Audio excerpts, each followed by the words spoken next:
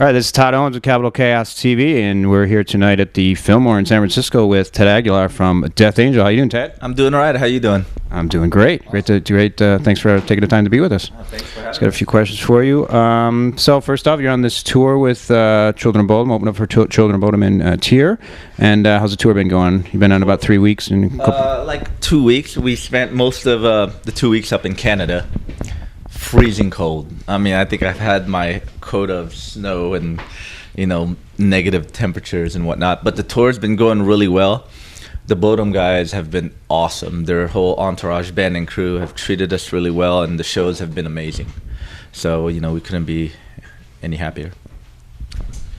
And you guys have been doing quite a bit of touring since the album came out, right? You did I think a stateside tour before that, and then Europe in December or whatever. So how's the reaction to the new stuff? You've been playing some new stuff, and what's your thoughts on the new album about 5 months into it? The album came out in October, and the reviews have been stellar. I mean, have been amazing, and the great reaction from the press and the fans, and it hit the charts, 72 Billboard. It did number 4 in Guitar World, which we're really stoked about. And, we're so stoked about the album. We're so happy how it came out that we're playing majority of it live. We're playing about 7 songs off the new album. And, yeah, we did a stateside tour in October into November. Then we immediately went straight to Europe and did a headlining run up there. Then we did 70,000 Tons in January. Then we started this, we did some headliners on the way to meet Children of Bodom and Tier, and we're on the tour. And I think some of the dates in between on this tour, right? You're doing your own headline shows. Is that correct? Like on off days or whatever? Yeah, while Bodom is taking a day off, we're doing some headliners, just to fill in the gap and, like to keep busy. Keep busy, and it's good to do a headliner every now and then. Do our own production, our own show. It's cool. So I guess you got kind of like 2 sets that you're working with, because your headline set would be about twice as long, maybe. Or yeah, exactly. 2 sets we're working with Bodom right now. On this Bodom tour, we're doing 45 minutes. You have any favorite songs off the new album, or favorite songs you like playing from the new album, or favorite songs? Well, it changes. It depends. Like right now, my favorite song to play live would be "Cast Her Shame." But just listening to the record from start to finish, I think it'd be the last song, Territorial Instinct. It's my favorite song. We haven't played that live yet. I'm hoping we get to it soon. So, are you playing pretty much a set, or are you mixing it up at all, or? We're playing a set. We have the time limit. Yeah, with the time limits, like 45 minutes, but majority of it's from the new album. So, we're just gonna cram our new album into people's throats. Right. It's killer. My partner here, Zoran, wanted me to ask you about Warfare DC. So that's a band going way back, huh? Wow, Zoran is. Yeah, it's a band. Warfare DC was a band. Me and Will Carroll and my brother Rob started in, I believe, 88 or 1988. We released a few demos and did pretty well in the Bay Area. And it was a fun time. It was a fun band, Kind of a thrash thing, or what was it? It was a thrash band, and towards the end it was getting crossed over to thrash, a tad bit death metal. And those were good times. I mean, we played with a lot of bands and played with Turmoil, which Zorn was in at the time, with Ricky, Art, and Rob Castaneda. We had some good times. It was a fun band, and I look back at it fondly. Awesome.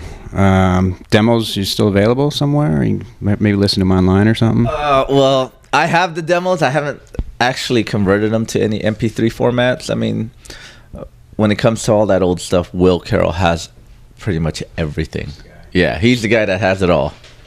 But, we talked about trying to convert them and just putting them out there for people to check out and just have a listen, But, maybe down the road. Love to hear it. So I wanted to go back a little bit to 2001 when you first entered into the band, all right? And what was your thoughts going in, and how did that come about? I guess you were pretty good friends with the guys in the band when... Yeah, I know the guys. I mean, I've been a Death Angel fan since, like their demo, Killers One, and I followed them ever since then. I've seen them on, every Bay Area, pretty much almost every Bay Area show they played in the 80s. I saw them on every album. saw him, Ultraviolence record release, the Voracious Souls video shoot. I saw him on the Frolic tour, and I saw him on the Act 3 tour. I got to know him then. And when the band broke up, 4 of the guys did the organization. I got to know all of them then. Then when Mark moved to New York and he came back, I know Mark a little bit. And before the Thrash of the Titans, Mark, Rob, and Andy had a band called Swarm, and I had a band at the time called Sift, and we did a lot of gigs together within the Bay Area. So when it was time to do Thrash of the Titans, and when Death Angel got asked, Gus Peppa.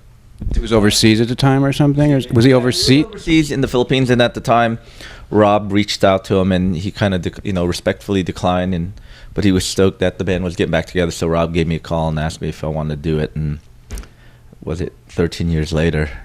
Yeah, well, that was one of the things I was going to ask you, was that your thought process at that time, you probably had thought it was just going to be a one-off show, right? And that was it? Or did you think maybe this will turn into something, or, No, I mean, I didn't think it was going to turn into anything. The band didn't think it was going to turn into anything. At that point, they really hadn't done anything for 10 years as Death Angel. I mean, obviously, they had other projects going on. Yeah, they had other projects going. Death Angel was, 11 years done, And when they did Thrash of the Titans, it was basically, they were doing it for Chuck. Chuck gave Rob a call and said, could you do this for me? And they all decided if the band was going to get back together, it wasn't going to be for any money or any financial gain. Or for a good cause. It's for a good cause. So the band got back together for that. And like after the first, note or 3, everyone kind of felt it.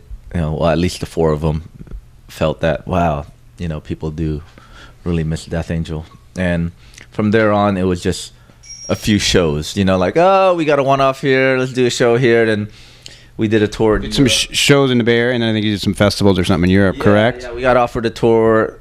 It was just like random one-offs around the area. And then Europe got a hold of us, promoter in Europe. Then, all right, let's go out there. And then right when we got out there, that's when Nuclear Blast came out. And, the rest is history from there. And you mentioned 70,000 tons of metal. That's at least the second time you've done that, I guess. So I guess you went back for a second time. So what was your experience on that?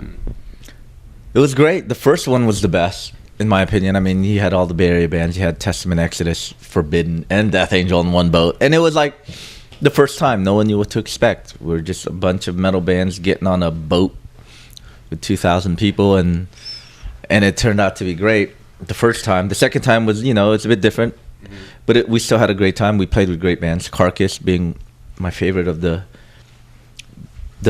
cruise. It was, it was just a blast, just being on a ship for 4 days in the sun and the weather and checking out bands in the middle of the sea. Where'd you go on the cruise? Like, oh man, I even forgot what city we docked off in Mexico, but down in Mexico. Yeah, we left like Miami to Mexico and back, so it was fun. It was a lot of good times and a lot of drinking for a lot of people. Not me, but for a lot of other people.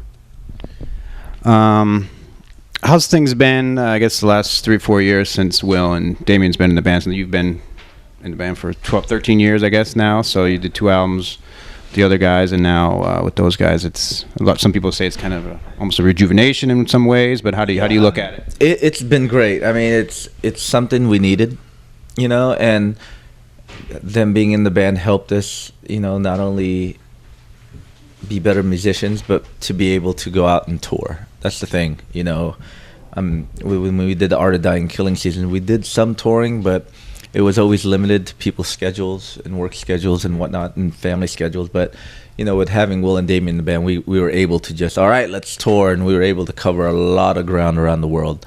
And, and it just kind of gave us a little kick in the ass to, get some cool tunes like Relentless and Dream Calls for Blood. It's kind of like those albums that I was hoping Death Angel write, and having those guys in the band kind of solidified that. Yeah, you guys have done a lot of dates in the last couple of years, huh? Since they came in the band. 4 years, we've done a lot of shows. On Relentless. I know, just myself, I've probably seen you 4 or 5 times in the last 3 or 4 years. So, I mean, you're constantly coming back. So, which is great. I mean, it's great. I mean, there's, people want us on the road, and we love being on the road. We're a live band, and, in this day and age, when you release an album, you have to go out on tour, and that's in order to, survive. And we're able to do it, and it's just been great. This lineup has been awesome. It's just everyone's gelling together musically and on a personal level, and we don't want to stop. How was playing the Kirk Hammett festival a couple weeks back? How was that? And how was doing a couple encore songs with Kirk? Oh man, it was great. When Kirk asked us to do it, you can't say no. He's Kirk Hammett. He's part of the big godfathers or the grandfathers of Bay Area metal, right? And he's been a big supporter of Death Angel, and he's been a big supporter of all the way back to the early days. He produced the second demo, right? Killer's One demo. And when he asked us to do it, we did it, and oh man, he treated us well. I mean, his whole convention was awesome, his horror collection and whatnot, and having us play and having him come up and jam a couple songs with us, you could just tell, his vibe is like so happy to just be playing with some friends and just doing it for the music and for the arts, and it's cool to see that. You guys did an awesome version of Trapped Under Ice. Thank you, man. Thanks. Yeah, that's probably one of our favorite songs, and we recorded it for a Metallica tribute, and it's made sense, right? Yeah, it's just come on, Ride the Lightning. It's one of the, other than Ride the Lightning, it's probably one of the best songs on that album. So, let's do it. Yeah. And we did it, and we had a good time. And Kirk did Heaven and Hell with us, which it was fun. That whole day was fun. The convention, the jamming, and Kirk coming up. It's just been one of my highlights. Yeah. I had great time both nights. That was awesome. I know. Last thing I wanted to talk about was gear, and you want to talk about any gear, guitars, and amps, effects, whatever. Yeah. Right now, I'm using ESP guitars. I have a couple of customs out.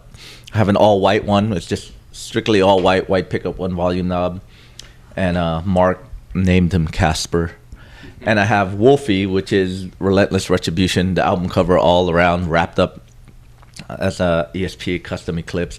And I have two standard Eclipse, which is for some drop tunings. We have some songs in drop C sharp. So all my guitars are ESP. Rob plays Jackson, his custom Jackson, his Death Angel model, which is fucking amazing. All guitars are loaded with EMG pickups. And I'm playing a Mesa Boogie. I'm a Mesa Boogie guy. I love Mesas. They're the shit. And for effects, me and Rob all use MXR, Dunlop MXR pedals, various pedals, delay, chorus, flanger, EQ, and whatnot. Wireless, we use Line 6. We use a Furman voltage regulator, and Rob uses all angles, angle preamp, power amp, and cabinets. And that's our gear rundown. All right, and last question is, what do you got the rest of 2014? I know I saw some dates in Europe or Russia. I think I saw in Australia, and that. As of right now, we have this Children of Bodom tour, which is taking us to the end of March, and after March, we're gonna come home for about a week or so, 2 weeks, maybe 2 weeks at the most. Then we're going to Australia with Creator. Then right after Australia, we're jumping to Asia. We're doing, I think, Thailand, Taipei, and the Philippines with Creator. And when we come back, there's plans to do South America that haven't been solidified yet. Then after that, we're doing Europe for the summer, and that's about it for now. But we're trying to work on something in the fall, hopefully on another tour like this. So our plan is probably to be busy until Christmas of 2014. So sounds great. Yeah, it does, and we're excited about it. All right, well, that's all I had for you, Ted. I just want to say thanks again, and is there anything you want to say to people watching on Capital Cast TV or to Zoran? Thank you for all the support. Really appreciate you guys, showing support to Death Angel. Capital Chaos TV is awesome. We all watch the interviews that you guys do, and Zoran's a cool guy. I like him when he had hair and without hair. Need to see some pictures of Zoran with hair. I've seen it, and you know what? Factoid, he was a guardian angel. I did know that. He just told me that a couple weeks ago. Yeah. All right. Well, thanks, Ted. Right on, man. Thanks for coming out. Cool.